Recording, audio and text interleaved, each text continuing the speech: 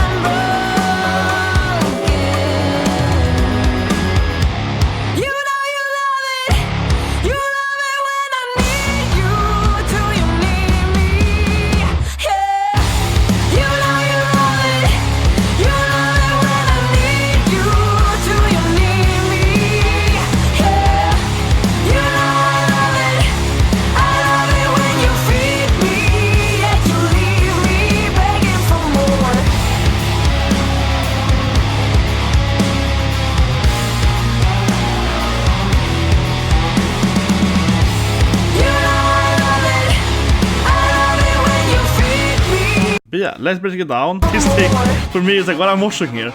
It's some kind of like little thing, yeah.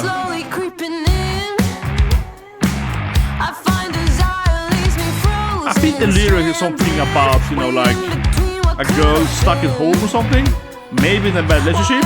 Depends a little bit how you analyze the video here. But it does feel like some bad romance, right? Yeah. What do you guys think? This is one of those typical songs again, where it kind of, I think the lyrics kind of jumps a little bit between like, okay, it's like a girl, you know, that is perhaps too constructed by your parents, usually the father, if I get into my behavior science. Side note, if you don't know, I have a degree in behavior science and behavior economy, so I tend to do a lot of this. I used to be a lecturer, as you might imagine. I used to give lectures at a university about like different like behaviors and parenting and stuff like that, etc. So to me, it reminds me mostly of this, like, you know, overbearing, controlling parent, perhaps the mother, usually the father when it comes to girls, right? And very much it's like you can't go outside. You know, you have all this stuff, right? It's like a first world problem where you have all the items you want, the games or the toys or whatever, right? And the cool clothing, but you're not allowed to go outside, right? You're not allowed to meet your boyfriend or whatever. That's how the song fits to me the most. But it also could be a little bit of that kind of the Princess pedestal on a relationship as well, right? You know, like you have a boyfriend who's controlling and you can't go outside. Kind of gives you the same, you know, general feel, right? It's like it gives you all this cool, you know, shiny stuff, but you know you have to like do exactly as he wants, right? If it's a kind of like a obedience thing, but that also kind of feels the song called more because at the same time I think a lot of people, both genders, but mostly women of course, get into relationships, right, where they might not really love the guy, or they might get tired of the guy or whatever, right?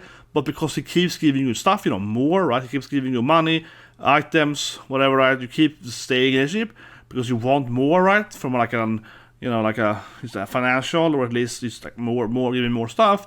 But you're unhappy because of course you can't feel your actual void, right? But let's keep going here.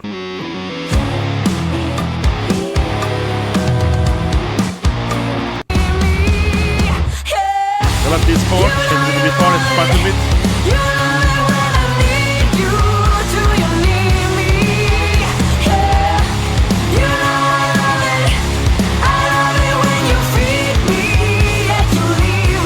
Yeah, begging for more. That's what I mean. It feels kind of like a relationship where, you know, she keeps getting what she wants from like a material girl, right? The Madonna reference, yeah. Also, I love Madonna. That's kind of my age group, you know. I keep saying it, but yeah, Vogue and so on. But yeah, it feels like a material girl thing where she gets everything she wants, right? But only in a physical form, you know, like feed me, food and so on, right? Items, right? Money, goods, whatever. But she's not getting anything, you know, from an actual emotional standpoint, right? So, as I said earlier, it feels like it can both refer to like a bad partner, but also your parents, right? I think a lot of parents, especially, probably even more parents, honestly, get into a way, right, where you kind of just try to basically buy your child, right? You know, you just give the child stuff, you just give them stuff, and I can't, you know, I'm gonna make sucker practice, it's a new toy, you know. I think that's how this song to me feels the most, right? You know, the parent that keeps just trying to buy the love, right, from the child, which is kind of neglecting the child on an emotional level, but they just kind of like, you know, give them stuff, right, you know.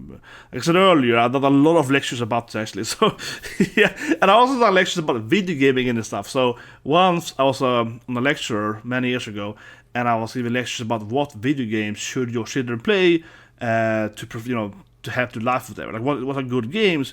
And I tend to say that don't let your children play, or don't, but games like Mario or Sonic are fine. I mean, they're kid-friendly games, but what you actually should teach your children to play, if you're going to give your like a 10-year-old a game, is games like Civilization, right?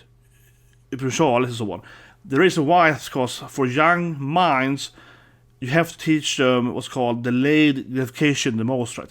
So the whole idea of like investing, you know, like in Civ, you build a city, or build this thing, and then you get more money, whatever. Right? That is the best games for a child, straight up, yeah. Games that gives you like, you know, like learning how to think ahead, right? You know, turns 5, 10, so on, right? I ask people that. That's by far the best thing. Okay, so immediately from a visual standpoint, this music video was very cute. It really feels like, you know, I'm just feeling like this is like the girls when they grew up, you know. This is like one of their bedrooms, right? The three sisters, and they were doing the hula rings or whatever. That is really how it feels. That they just have all their, like, you know, playthings they grew up with, right? That is how the video is, honestly. Like, for example, the toys there. But this is why I bring it up here immediately, because this feels like something that only really makes sense, right? When the band is like a family or something, when they actually did grow up together or something. I mean, it might be like 4 besties or whatever, I suppose, right? Like growing up together. But you know what I mean? For example, very recently, I was at this like spa resort, table tennis player. Okay, he's very famous for people like me and Chinese people. Lawa, I'm talking about Lawa, right? And so on. And anyways, one of the rooms in this resort, because the owner was like the best friend with Lawa there, and they grew up together, so wanted to have Olympic medals.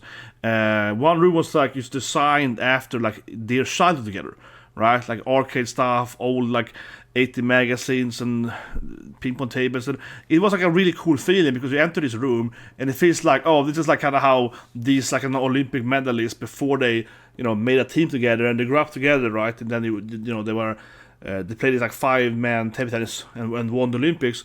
So it's like before that, you know, when they were like 8 to 9 or whatever, and they become besties in this like kind of playroom. So it kind of reminds me of that, because it was kind of like all his stuff, you know, they kind of had and different memorial and so on. So it was really cool. But anyway, yeah. So this now is the live.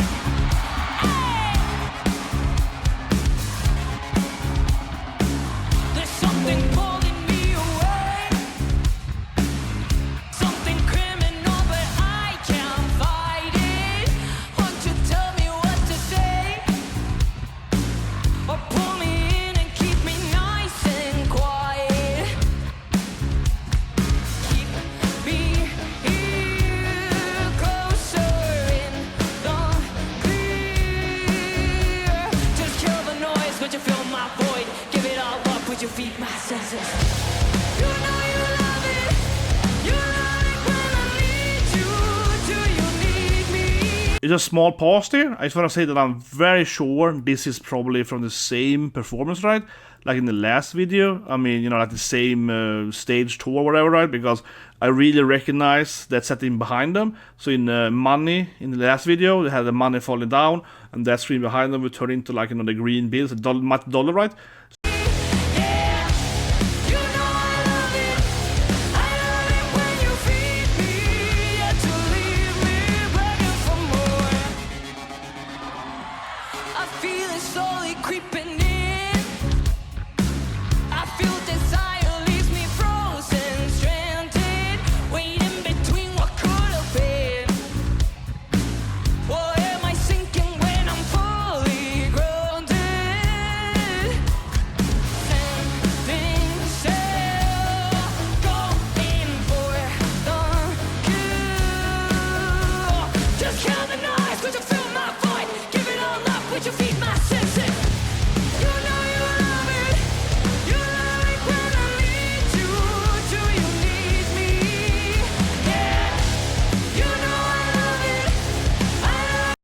I do think that her drumming is the one that feels the most in the lives. I don't know about you guys, but I listen to a few lives now from the morning, right? And I tend to feel that it is the drumming, I said on the video too, that comes out the most from the live. I think it feels more powerful. I think it has like a higher ambience to it, right? It doesn't feel as... It also just might perhaps be the general feeling, because you do hear, of course, the audience singing along, you know, someone is like jumping, it's the vibration, so maybe that's the reason too, right? Because you kind of get that, you know, ambient of a lot of people being like, ooh, you know, and that kind of gives you that, because most people really, of course, do that in the same tact as the drummer, right? So everything is kind of vibrating, you know what I mean? But that is the thing, so maybe that's part of the reason. But it gives you a better ambience, right? But I do feel that usually, what I think the most that I feel recognize is the drumming, in my opinion. I think that is what that is to me that sounds like usually clearly better in the live ones.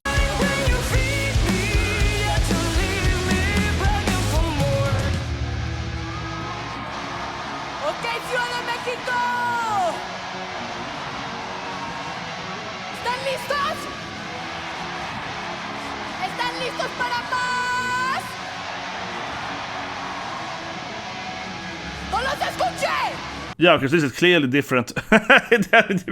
Obviously, yeah, this doesn't happen in the video at all, of course. But I mean, I said obviously, right? When you're making any kind of performance, you will, of course, try to adapt it, you know, to your audience or whatnot, right? If you're in other countries, so forth. Yeah, this is clearly like, okay, we're performing in, you know, Mexico, so we're gonna scream out this thing, right? So yeah, this is of course unique per, you know, live performance, like, obviously. But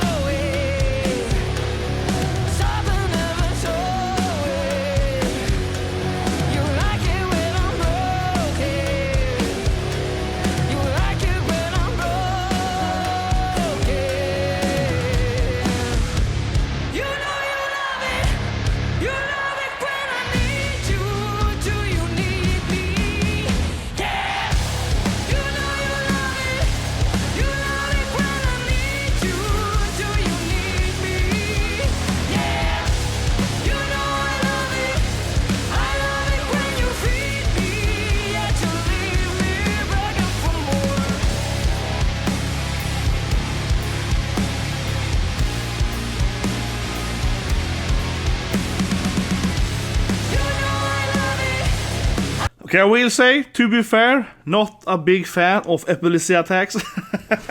I mean, I never had a problem, but yeah, the last like 10 seconds here, they went crazy with the lightning.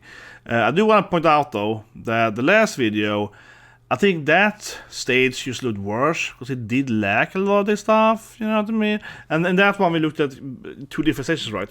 One with the Foo Fighters, then the other one, I think again it's the same stage.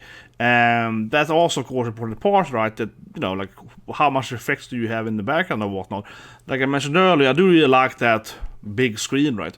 They have behind that triple screen thing, like the big ass massive screen, right, that they have in this one, which I think that was great. But also the lighting as well, right, in this stage is better too. Like the different, it's more light. Just technically, it seems to be more lamps, you know what I mean, and so forth. That being said, though, I do think that money did look better, straight up. I can be guys here, come with the hating comments, but no, I think money looked better because, okay, so in money, right, you had money falling down, which I loved.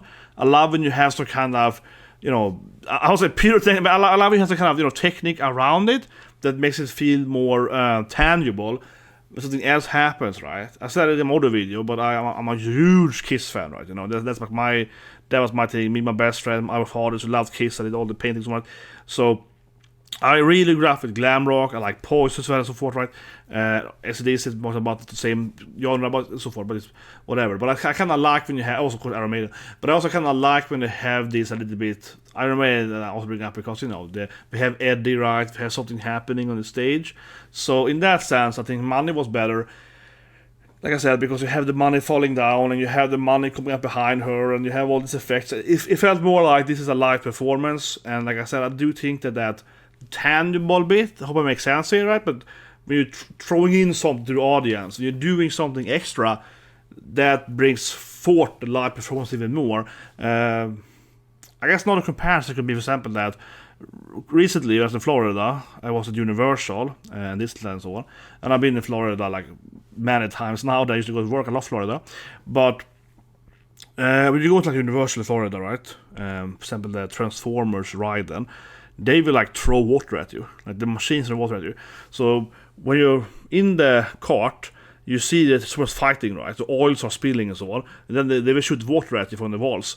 So you feel like you see in the oil, like, you know, falling over the screen, right? And then it's flying into you. I mean, it's not water to oil, but you get my point, right? So you get wet and so on. That kind of thing is, I found really well. I love Universal and this kind of stuff because I love the whole engineering of everything combined, right? So I love that because it's like this tangible feel to it. I mean, a ride, something's happening, whatever. And straight up, side note, the best ride, I think, in whole Orlando is the Mummy. It's been there for like 20 years. The Mummy is amazing. They have flamethrowers, it's dark and light, it's so amazing. If you like this kind of live stage performance, I think you will love the Mummy, because the Mummy is this amazing ride, and I'm not gonna pay for this thing, I really mean it, because in the Mummy, right, it's like an indoor roller coaster, so you're flying around inside a giant house, right? And so you have the whole disorientation, because, you know, you're flying up and you get the vertigo from that, right? But you also have the turning off the lights, so it's completely black sometimes. You can't see anything, it's just dark, and you're flying around upside down in a roller coaster, so you get really disoriented, right? So that gives you an amazing effect that adds that, you know, like confusion, right? The normal coaster is outside, and then they have flamethrowers that really feels hot and so on, or probably maybe too dangerous. But anyway, that's a good example of like, okay, I'm making it tangible. The flame, the fire, and stuff, it actually makes it feel more than just this thing, right? So I don't know you guys, but I spend way too much time thinking about this stuff. I should have been a roller coaster designer. I would have loved that job. Last time I was in Florida 2 weeks ago, then I was at this water golf place. Yeah, like a dolphin show, swim with dolphins. The best thing though was the sea lion show, in my opinion. You can like touch the sea lion dolphins, so it was amazing. Anyway guys, if you like the video, subscribe, please like it, and have a great day.